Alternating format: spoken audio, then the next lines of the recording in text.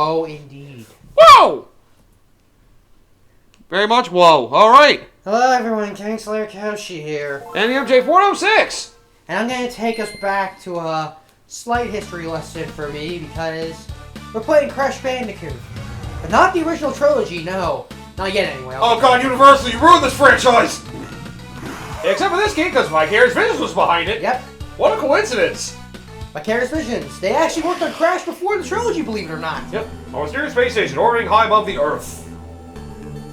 I can see these as other sequels for frickin' the Crash trilogy. Cortex, remind me why I keep you around. You have failed me one too many times. Uga, forgive me. I've been wasting all these years trying to vanquish that brainless Bandicoot. He is of no importance to us. We want to take over the world. I've heard it all before, little scientist.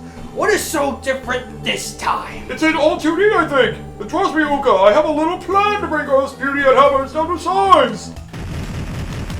That's rather huge. The Huge Adventure, or XS as it's called, I think, in other areas. But this is the first Crash game on the GBA. Right. Many people wouldn't know about this because the only games that most Crash game fans will be familiar with are the first 3 games. And then the fourth one. And then the Wrath of Cortex. And Crash Bandicoot, or was it that, the kart racing one?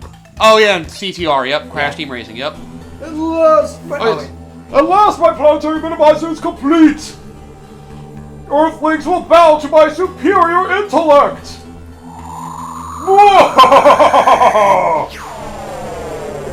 I should have tried to sound like Mr. Krabs. Damn it. Here he is, around. Finally, after all these years of abuse, the tables have turned! Who's the little guy now? Ideal Cortex, I'm your ruler! You will look up to me! Ha ha ha! You'll kneel before me. Oh, I'm sorry. I thought I heard Superman for a second. I mean to have the money! I have finally won! Now nothing can stop me, not even that little Bandicoot! I have the world in the palm of my hands! Oh my god, he has the world in the palm of his hand! I should destroy you all right now! Crush but, it! Oh shit! Now I don't have the world to rule. Well, this is awkward. Crash, Coco, the world needs your help. Cortex has shrunk our planet to the size of a grapefruit. Doesn't sound that small. We must stop him. It looks as if Cortex used the crystals to power a shrinking machine. Crash, if you can find the proper crystals from around the world, I think I can build a device to reverse the effects. Of course not. Good luck, Crash. You must find the crystals so we can put an end to Cortex's evil scheme. Whoa! Yes.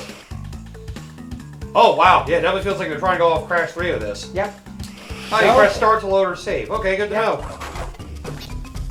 So yes, we have basically a 2D platformer for Crash. Yep. I think there are some weird, but I want to say there are some 3D segments, but I'm not sure if there are any in this game. There might be, but I know there's some weird stuff. I know there's some of the chasing stages that are well known for the Crash series. There are some 3D-ish different kinds of sections in the second game I'm familiar with. Yep. If Wrath of Cortex and any other Crash game after the first 3 pissed you off, these ones will probably be better. Yep. And again, having a 2D Crash game considering how linear they all were, honestly, this kind of thing makes sense. Yeah. This feels weird because especially if you're someone who's used to, you know, the old trilogy, these games kind of flew under everyone's radar because afterwards, more often than not, most of Crash's games weren't really received all that well. So I was fortunate in the sense that I didn't get to play the main trilogy, but I did play at least one good Crash game. And that was the sequel to this, actually. Yep. This is actually blind for me. Right, you never actually played Huge Adventure. You played the next one after this, but I believe it's called Entranced. Yep. Did you play freaking Spyro? Did you play Crash Purple? I did. Oh god, I feel sorry. Apparently it wasn't that bad compared to... It's just not a Crash or Spyro game you're hoping for. It's like, more or less a because I got spoiled by Entranced where I played and I'm like... It's more or less a minigame collection. Yep. Honestly, this kind of game actually works pretty well as a 2D platformer when I think about it. I mean, the way that the game was designed... It was already a linear 3D platformer. It was a linear platformer so turning it to 2D wasn't really a terrible idea in hindsight. Uh-huh. Yep. And he still has to find all the crystals. Oh. Oh, there's a crate down there. Okay. Yeah, I couldn't tell at first either. I wonder if it's still the way that this game is, it seems scary because a lot of, you know, the infamous GBA crunch stuff. Yeah. But the way that this game is, at least with the sequel, the game is pretty good about its design. In the sense of, it knows that it's playing. Oh, they do have time trials for these. Oh yeah, time trials exist in this game. Oh god, do we need them for anything? I guess I don't know. I guess I'll go look into that. Look into that. Yep. But yeah, it plays off a lot of Crash 3, so now we got all the advancements that were there since the third Crash game. Yep. So. And Vicarious Visions, if anybody plays the Insane Trilogy is already aware of, they know they're doing with Crash. Yeah. Which is why they're not working on Crash anymore, and they're just in the COD Legion. Fuck you, Activision. Yeah. I mean, there is still technically Toys for Bob. They're now more independent, but they'll still work closely with Microsoft. It's weird, there's some developers. I kind of wish that the same thing would have been that Vicarious Visions would have been able to do the same thing. Just because, like, here, congratulations, you're a 3D platformer. Fuck you, you're now a first-person shooter developer. Yeah. Oh, fuck on, man. I mean, at least it's so weird. It seems like some of those developers really do like working with Microsoft, though. Some of them really do. They just, you know, I guess you gotta pick and choose them. There could also be some leadership from some of the other companies. It's probably leadership within them, maybe. I don't know. I know that's probably what people want to blame for Rare. But their main leaders like left before they even got bought out by Microsoft. So the Stamper brothers. Yeah. So people kind of saw that Rare might have actually been going downhill before Microsoft even bought them. Well, downhill compared to their '90s greatness, at least. Yeah. Oh, spinning the fruit still makes them go away. Yep. Wow, you get those details right. God damn. Like I said, this game is, like I said, this is the best Crash game you never played because for most people that played the Crash games, only ever played the original trilogy. Honestly impressive how well the detail they go to in this. Like, damn. Like I said, like these two GBA games are, in my opinion, hidden gems when it comes to the Crash games. I mean, I didn't doubt you. I just was, You weren't expecting this? Yeah. I wasn't expecting like this good. Like, shit. Yeah, like the way that the game flows, it's really good. I only played the second one, but I really enjoyed the second one a lot. So this one's just like, you know what? I do at least want to give this game its fair share because, like I said, I played the second one and I enjoyed the hell out of that. My favorite Crash game that's not part of the main trilogy. What the hell is wrong with you, you monster? Or, hey, play this game and hear me out. Yep. Don't knock it till you try it. Yep. I definitely say this is probably going to be a good time. Oh, it's 2 gems here. All right, probably Split ultra paths. Yup. I forgot they something they started doing with Crash 3, I think. Yeah. Oh wait, no, 2 I think. 2 had secret exits. I remember. I don't think it had like multiple gems in a stage. Yep. So like so. Yeah. I know they didn't have multiple gems in a stage in 2. They just had secret exits. They had secret exits. Yes. I'm trying to remember, like, 3 was the first one to do the multiple gems in one? Yes, because they had some that were on the secret paths. Actually, I don't remember. Maybe Crash 2 did have multiple gems on the stage. Something I forget. They did have multiple gems in the stage, I think. Yeah. Because the color gems. Yeah, that's right. I guess they did. Because the color gems were. Oh yeah, they were more hidden away rather than they had to do special things. You had to get do them. like secret passages to get them. I should probably make sure there's no special conditions for the ones in this game too. Yeah, just go check. I know that a big thing is the obvious whatchamacallit. I did see all the gems. there is an unlockable for getting 100% though. Yeah. That could involve the time trials. Probably at least the frickin' gems. The first relic, maybe. I hope not. I'll find out. Then we'll have a good time trial day. You do unlock another level from getting 100% from what I see. So it's one of those you have to beat the final boss again after getting 100%. I guess I'll see if the trials are part of the game or part of the completion bonus. Oh yes, for those who don't know how Crash works. Well, if he gets hit, he'll die. If he falls, he'll die. The Aqua Mask can basically protect you from dying. Yeah, you get 2 extra hits if you get the match where it is right now. The golden Aqua Mask is 2 hits. The regular Aqua Mask is 1. And if you get a third one, well, you'll see when we get to it. Yeah, I wonder if they still have that. The true power of the mask, getting the 3rd upgrade. At least it's easy to get lives in these games. Yeah, like I said, this game is very well designed with how it is on the GBA. Yeah. See, look, they have like the fruit path to tell you, oh, you can't see below you. Use this as a hint. Yeah. To move like this. It's probably one of the first platformers that like use the screen right. It really does. It really is a platformer that emphasizes the that really works around its screen crunch. Yep. If you think about it, well. all the frickin' Mario Advance adaptations, really only frickin' 3 and 4 didn't really, like, feel like screen crunch would screw you over. Yeah. And frickin' Mega Man and Bass, need we say more? Yeah. I wanted to say Mega Man Zero suffered a little bit from it, but... Yeah, Zero did suffer a little bit from it. Yeah, some of the exploration There are some exploration stuff from Zero. Yeah. One that were pretty rough. Okay. Yep. Ah, shit! Well, this is awkward. I'll also have to wait for this to run out. So yes, you have... Great Alchemist gives you invincibility. Yep, you basically tear through enemies in boxes. But unfortunately, because we need to jump off of that box... We need to get that box up there, so, this is awkward. But yeah, it's a time limit thing, so don't worry, it does go away after a while. Oh, good, and we still got the life. Fuck you, Fruit, I don't need you. Alright, so, let me just, do this, and... Checkpoint and go back, yeah. Hopefully this game doesn't have a problem, which is one of the things I hate with Crash 2, the backtracking. Considering how short the levels are in these it's probably not that bad. It's not nearly as bad. I know Crash 2 was the worst with the backtracking shit. Crash 3, dude. Crash 3, yeah, Crash 3 was a little rough with it, but not like Crash 2 was. Like, we need the red gem. Yep. Oh no. I should probably look at least what stages they're on. Let me see. Yeah. So that looks like death underneath me, so I'm not gonna mess with that. Blue level 10, green level 13, red level 16, and yellow. It says something about final countdown. That's one of the last levels. Yeah, it's one of the last levels, I'm pretty sure. Alright, so level 20 for that one, okay. So we don't have to worry about it until level 10. That'll be the blue. There are 4 colored gems. And yes, you have the gems you have to acquire to, yeah, basically that's extra 100% for completion. There are also colored gems, like you saw that little holographic red one. Until we get that colored gem in question, we can't make use of it. Which could be unfortunate for some stages, except fortunately not this one.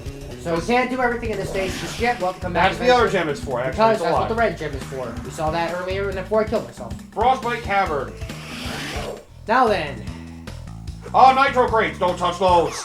Touch Nitro Crate, you will die. Yep. Or at least you'll get blown up and lose something. Yep. Lose your health. I'll admit, I did like what Crash 4 did with the Nitro Crates. Allowing you to basically do the time slowdown thing to basically run along them. Yeah. Better than what they did with Crash Wrath of Cortex. Yeah. Let me sneak on top of this very, very slowly. Ugh. I never got to that point when I played it, but I saw videos of it, I was like, ugh. Yeah. Like, it is appreciated you try and come up with a mechanic like that, but that execution was terrible. Yep, execution's just bad. terrible. Oh, a chase stage! Yep.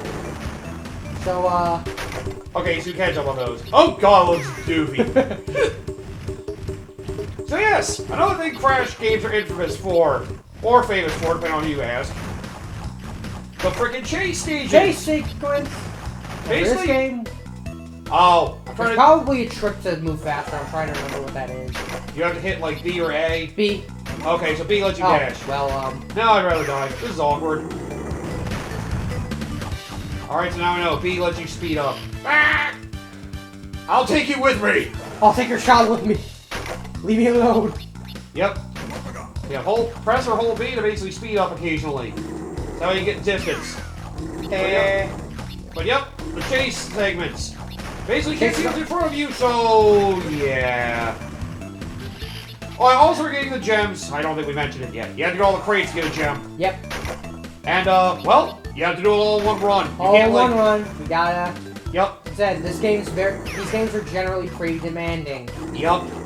That's why some people are big fans of them, because they're That's why they're called the Dark Souls of Crash games for reader. platformers, yeah. I get what you mean. But yeah, there is some dickishness to their design, that's for sure. That's why some people never like Crash at all. I mean, of course. No! Oh, he broke it for you. Oh, right! He might break boxes for you. But, I forgot about that. That's right, he can break... Oh, yeah. He can break boxes for you. That's nice. I forgot about that, too. I assumed we had to break all of them. But yeah, I'll say... Casual platform fans probably would not be the biggest fan of Crash games. This game can get very demanding. Like stuff like this is just, it feels like rough game design. Like, I love doing platform stages. I can't see what's going on in front of me. Yeah, this These stages have always been my least favorite. Reaction time, I love it. Alright, fine, you're gonna worry. What an idiot I am for my inability to see what's coming. I mean, I know, I can get it as a gimmick, it can be kind of thrilling. What a thrill. It can be I thrilling. can't see shit in front of my face. Yeah, I mean, it can be a little fun, I guess, at first. Then if you keep having to deal with it, it's like, ugh. Because it really is kind of like a beginner's track sort of deal, because there's really no way to really... You don't really have the level of knowledge to be able to adjust to what's coming ahead. Mm-hmm. You don't really have that much time. Yep. That's one of the things that makes Crash Bandicoot the way it is, though. For better and for worse. Yep. We'll say for worse because it's a Dark Souls with platformers. Yeah, it just means you haven't played enough platforms as far as I'm concerned. Still crazy that frickin' this and Spyro are the mascots of Sony's frickin' consoles on the PS1. Well, and then they just sold them to Activision. Well, here's the thing. Activision always owned them from the beginning. Oh. Because that was the reason why... Oh, okay, we don't want to hit that early. Because the thing was, the reason why Activision always had the rights to Spyro and Crash from the beginning. And the reason why Naughty Dog and, well, they wanted to go third party, didn't they? Activision. Yeah, no, it wasn't just that. It's like they didn't want to pay the royalties and have to go through all the hiccups of, you know, trying to deal with Activision, trying to get all the rights to being able to use the characters. So they decided, like... Oh, Sony hit the crate first, yep. So they decided, like, let's just make our own characters. And that's where Ratchet and Jack were born. Right. That's why. Because Activision always owned Spyro and Jack. I did not know that. So Sony basically wanted to make more money off making their own games. Fair enough. Oh yes, and those crates will get rid of all the Nitro boxes. That's how they introduced, I believe it. I think I think it was 2. That's right. Nitro crates weren't a thing in the first game. Yep. So we got everything here. Now it's time for Justin Slime. The only thing we got to see in the first game was if you miss all the boxes, you just see Crash's corpse on the field. Yeah. Or if you're the monster like I am, Coco. Yeah, I can definitely tell. It looks like a lot of the level aesthetics are definitely based off of Crash's 1 and 2. I can see. Yeah, this one I think is this is based off of Crash 1 thing. I'm pretty sure. Yeah, a lot of the elements here are very much Crash 1-2 based. As expected. The sequel, I know for a fact, does a lot of Crash 3 stuff, and you'll see that when we get to Entrance. That's what I'm definitely looking forward to, because I really only played the first 3 games. I tried Wrath of Cortex, we went through it. I played Crash 4, I'm pretty sure we made our opinions known on that for a while. Well, here's the thing. You played Crash 4, you played Crash 4, I haven't. Oh, okay, I don't fully, but I do feel a sentiment of, it's too much. Too many collectibles. You know, I was watching a video recently from the Second Wind group talking about the idea of when a game has too much content is a problem. Their example that they used was Dave the Diver. Oh, yeah. That game does do a lot of things. It does do a lot of things, but it's like, when you don't understand what the core of your game is, it does feel kind of, what the hell am I doing, and where's the line drawn? Yep. Yeah, I'd say definitely good you didn't hit that at first. I'm concerned now. Yep. Now I've learned. I've learned my ways.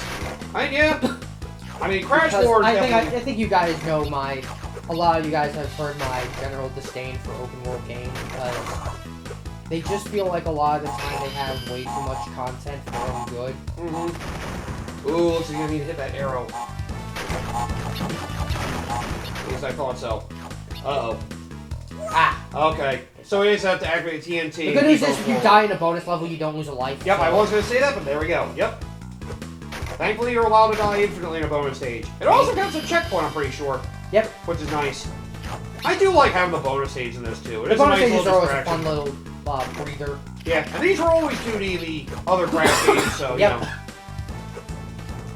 I did like the bonus stages they did in Crash 4. Like, some of those got really expansive. It was like, Jesus! Like, some of it was pretty damn fun, but... Yeah, just... There are plenty of things, like, too many gems, too many collectibles, and... It got a little too much. It was kind of cool when you had the other characters get involved and have their own stages. I hated when you had their stages, and then you had to go back to Crash and finish the stage from his point of view afterwards. That's what I hated about it. Yeah. It's like, you could just let me finish the stage there. I have to go back and still do Crash's segments from this point, too. Like, why? Oh, that made me so mad. Okay, this should be the last of it. Yep. Okay. Like, ugh, I don't know why they thought that was a great idea. Yeah, and like I heard the time trial stuff is very exhausting because of it, and Yeah. especially because Oh, yeah, Toys for introduced- Bob decided to Yeah, let's say, slide and jump, up to do a high jump. But Yeah. Toys for Bob decided to do something a little new. They did a lot of shit in that game. There's also a collectible you got by getting all the crates and not dying in a stage. All the collectible lists were not dying in a stage. There's also the tapes that unlock more of the bonus stage levels themselves. There was also a particular relic they decided to add. Did you think the platinum relics weren't bad enough? Oh yeah, the frickin' Toys for Bob relics. yeah. I saw that, I was like, who in their right mind thought that was a good idea? Basically, you want to have absolute platform perfection. Yep. The closest thing I played a game that had something like that was Mischief Makers, because you got ranks for how quickly you beat stages. I mean, the closest Basically, I Pixel Perfect rank was S rank. It basically was like pixel perfect down to the dot. I mean, the closest like, I played Jesus. did that for was frigging Mega Man Zero and the Gunvolt games. Those games were specifically designed I to mean, demand they perfection. wanted to be fast and fucking do everything perfectly, yeah. Oh god damn it! Oh boy. I was gonna say, what they wanted to do, hit the nitro thing and come back for it? That's what I'm wondering. It's either that or tanky it, which would seem dumb. Or just saying, fuck it, yeah, tanky Well, we it. can take it. I mean, we're gonna have to hit a nitro switch anyway. Unless you just want to get it now, just say we have it. Although, It is extra life. we'll have to still get that crate every time we die. Assuming we die. Yeah. Before we hit another checkpoint. I have a little fix for my skills. I'm just saying as a minor, is like, this will be very... Oh! And we just lost a life anyway. Fuck. Oh well. But yeah, these platformers are certainly... They certainly have their quirks. There's certainly reasons that people don't look back on them very favorably. Like, I can still play the original trilogy just fine. You just have to be prepared to be annoyed every once in a while. Yeah, I mean, Some of the arcade design... some of the stuff can be a little demanding. And again, I'm a psycho that lives for this sort of stuff. Yeah. I went on my way to get all the fucking gold relics of the time trials through the entire Crash Insane trilogy, not just for the third game. And let me tell you, some of that was brutal. Well, in the case of,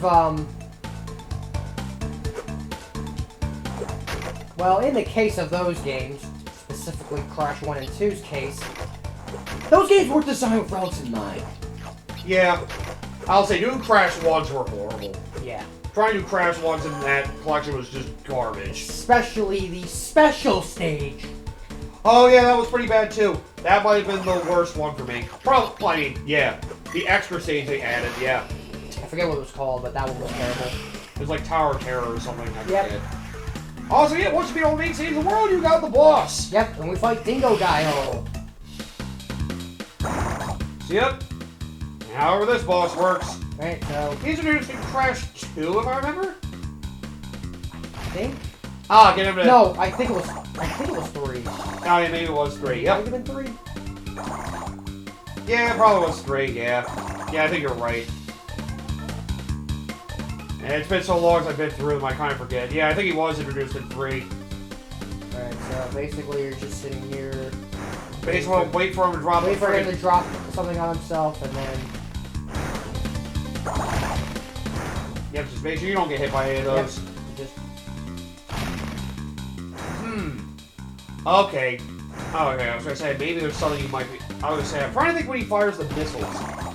You like try to want to do it to like the edge of the room and try to get him to shoot up to basically collapse on himself. Okay, well he's gonna do it to himself I'm anyway. gonna do it to himself now, so... That... Oh, too early. Yep. I went for him to... Your health rules still apply to bosses, so, you know. Also, a Just little look for a note, note of weakness. also, a little bit of a note. If you're if you play too much of a scrub like I may eventually do at some point. Oh yes, these games have a pity mechanic, starting from Crash 2. Yep. Die 5 times in between checkpoints. They basically give you a single Aku for health. Surprised I didn't die there. And I think Yeah, and I think you die 10 times to get a Golden Aku mask. I also think some checkpoints in between stages, they'll change certain crates to being checkpoint crates instead of just regular crates if you die enough in certain stages. Because that pity mechanic was something they started in 2. I will say, though, it's something that would have been nice to have in Crash 1. Of course it would be. Because Crash 1 is honestly... Crash 1 is brutal. It was honestly the cruelest of the original trilogy, probably. Also the fact that every single gem you have to get in Crash 1, you have to get all the crates without dying. For all of them! At least it could be worse. It could have been the PlayStation 1 original. You have to do that for every gem. Yeah, I'd say. At least in the Insane Trilogy, they only made it for the color gems, which... I think it's fair. I'm fine with that.